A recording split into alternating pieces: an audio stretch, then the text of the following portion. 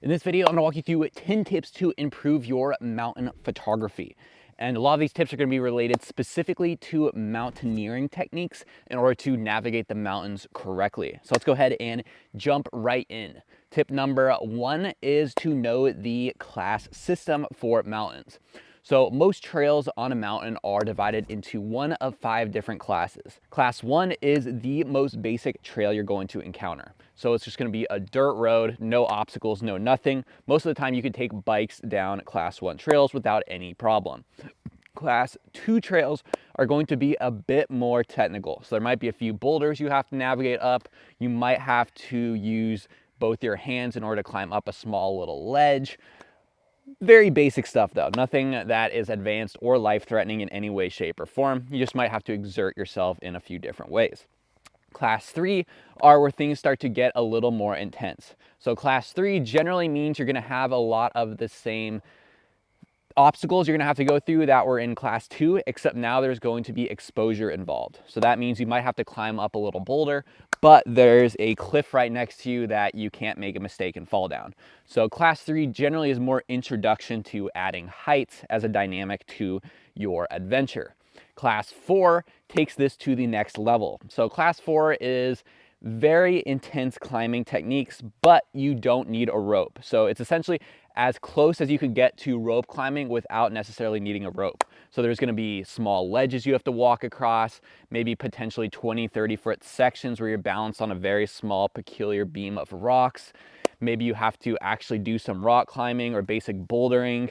It's definitely more intense and there are more life-threatening situations that can arise. Class 5 trails are anything that involves a rope. So this starts to get into rock climbing. You're gonna need rock climbing shoes, you're gonna need chalk, you're gonna need ropes, harness, all of that fun stuff. So with those 5 classes in mind, you can now begin to understand what type of trail you're getting into before you go on the hike. The second tip I have is to maintain 3 points of contact while you are climbing or mountaineering on a trail.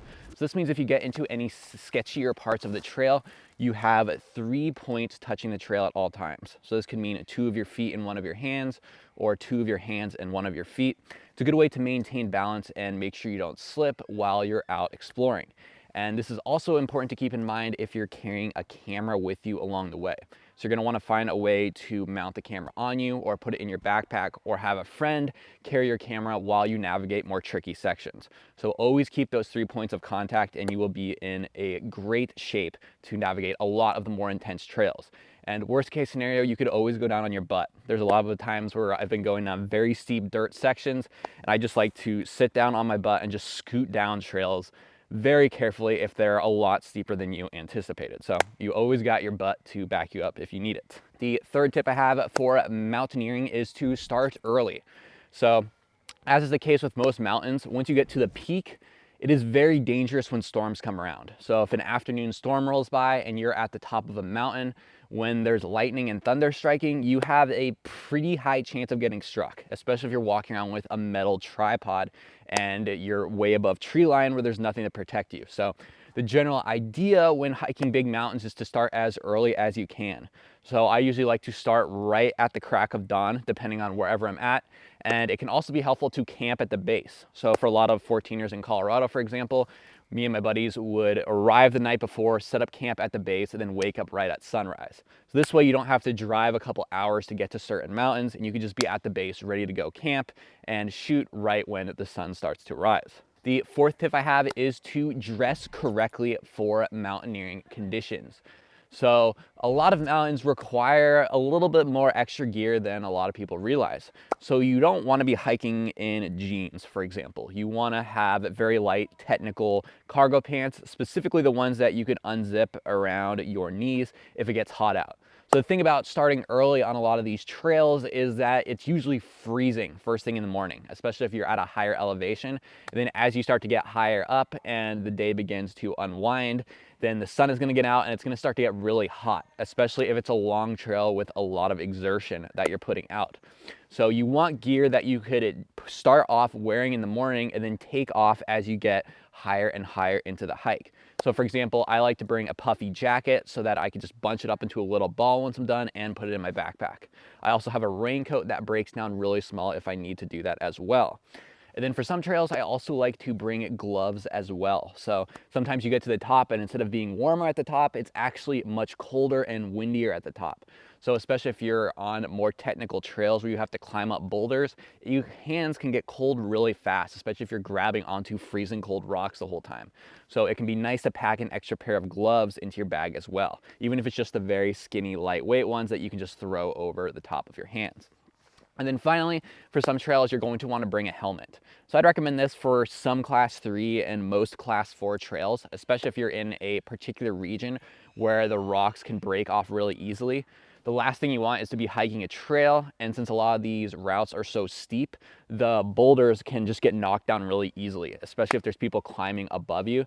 So a giant boulder, even the size of a head, coming at you at 50 miles an hour is not a good thing. So having a backup helmet just in case this kind of situation arises, it can be a good call. The fifth tip I have is to shoot from below. So although we've covered hiking to the top of these mountains in this video so far, a lot of the times I would actually recommend just shooting from the base of mountains. So although it can seem tempting to think, oh, at the top of that mountain, there's gonna be an awesome view. Well, once you're at the top, you begin to realize that you're standing on top of the awesome view.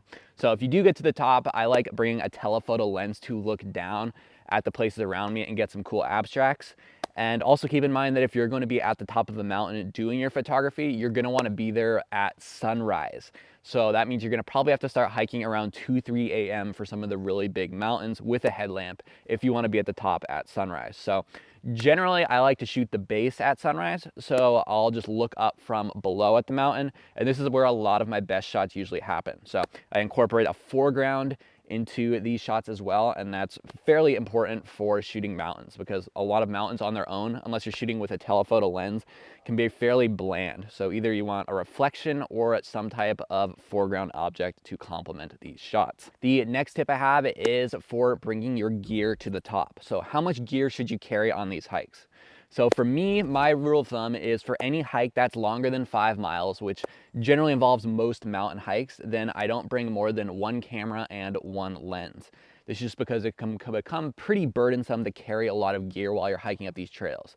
Especially once you start to get past 5 miles, you're gonna be bringing food, water, snacks, and generally extra clothing just in case. So carrying too much gear can just really start to slow you down. So I like to pick the most versatile lens I have. Usually I bring my 24-70, but if you have a lens that gets a longer range than that, for example, like a 28-200 millimeter, that might be a good choice as well, especially so you can have that telephoto at the top.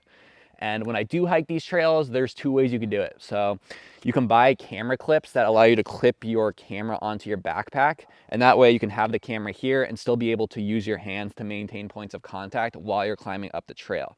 So that's a great way to do it. Or if you want to bring a tripod, I would just recommend just carrying your tripod up with the camera on it, kind of like Thor's hammer. And the cool thing about carrying a tripod up is that you could use it as a walking stick for more sketchy sections. So it's a great way to help maintain balance while you're on some of the scarier parts, and it just gives you a little bit of support. So there's actually a lot of research that says using walking sticks while you're walking up trails can actually save energy compared to just using your legs, because you're actually using now some of your upper body strength and balancing that energy within your balance a little bit better. So 2 ways to do it: either walking stick with the camera on it, or no tripod, but you have a camera clip right here. The next tip I have is to make sure you aren't susceptible to altitude sickness. So depending on how high the mountain you're climbing is, generally anything above 13,000 feet is going to start to have effects on the normal human.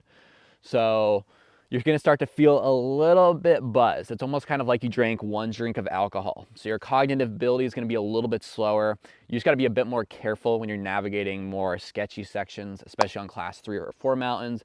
And in general, just drink a lot of water. And this is for the majority of the population. If you didn't grow up in a place that does have high altitude, for example, I grew up in Colorado, so I'm very used to being at high elevations. But if you grew up in a place like Louisiana, for example, you might want to acclimate yourself at the base of a lot of these mountains for at least the night before, preferably a few days before, just to start to get used to that higher elevation. And then when you do get to higher elevations, like above 13,000 feet, you can be more ready for it. a lot of people will get to those elevations if they've never been there before, and they'll just start to get altitude sickness, which basically means you start to get dizzy, you start to get faint, your heart starts beating a lot harder, and you just generally don't feel very good.